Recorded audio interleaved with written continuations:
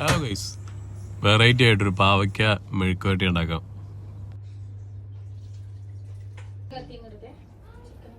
പണ്ട് ചെറുപ്പകാലത്ത് ഈ പാവയ്ക്ക മെഴുക്കുവരട്ടി അല്ലെങ്കിൽ പാവയ്ക്ക കറി എന്നൊക്കെ പറഞ്ഞാലേ അച്ഛൻ മാത്രം കൂട്ടുന്നൊരു കറിയായിരുന്നു.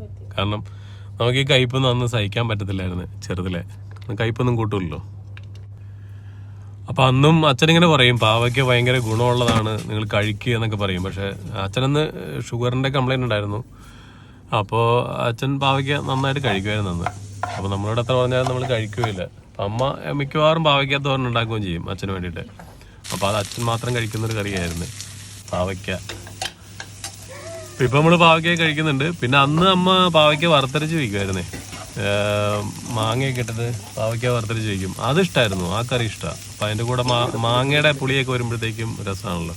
അപ്പം അങ്ങനെ അത് കഴിക്കാറുണ്ട്. അപ്പം ഇത് നമ്മൾ പാവയ്ക്ക മെഴുക്ക് പുരട്ടി പുളി ചേർത്തിട്ടാണ് ചെയ്യുന്നത്. കുടംപുളി ഉണ്ടല്ലോ, നമ്മുടെ മീൻകറിയിലൊക്കെ ഇടുന്ന, ഞങ്ങളുടെ ഏരിയയിൽ മീൻകറിയിലൊക്കെ ഇടുന്ന കുടംപുളിയാണ്. അപ്പോൾ ആ കുടംപുളിയൊക്കെ ഇട്ടാണ് ഈ ഇതുണ്ടാക്കുന്നത്. അപ്പോൾ ഈ പാവയ്ക്കൊക്കെ അങ്ങനെ ആ പുളിയൊക്കെ ചേരുമ്പോഴുണ്ടല്ലോ ഒരു പ്രത്യേക ഫ്ലേവറും ഒരു പ്രത്യേക ടേസ്റ്റ് വയ്ക്കും. പിന്നെ തേങ്ങാക്കൊത്തും ഇടുന്നുണ്ട്. അപ്പം അങ്ങനെ ഈ പാവയ്ക്ക മെഴുക്ക് പുരട്ടി നമ്മൾ കഴിക്കാറുണ്ട് കേട്ടോ. ഇതിഷ്ടമാണ് ഇപ്പോൾ. അപ്പം അങ്ങനെ ഈസി ആയിട്ട് ഉണ്ടാക്കാവുന്ന ഒരു സംഭവമാണ്. കുറച്ച് നേരം അടച്ചൊക്കെ വെച്ച് വേവിക്കണം. എന്നാലും പാവയ്ക്കയുടെ ആ ഒരു നല്ല പച്ച പോയി കിട്ടണമെങ്കിൽ ഒന്ന് അടച്ചൊക്കെ വെച്ച് വേവിച്ചെങ്കിലാണ് ഒന്ന് ഒതുങ്ങി കിട്ടുന്നത്. ഓക്കെ,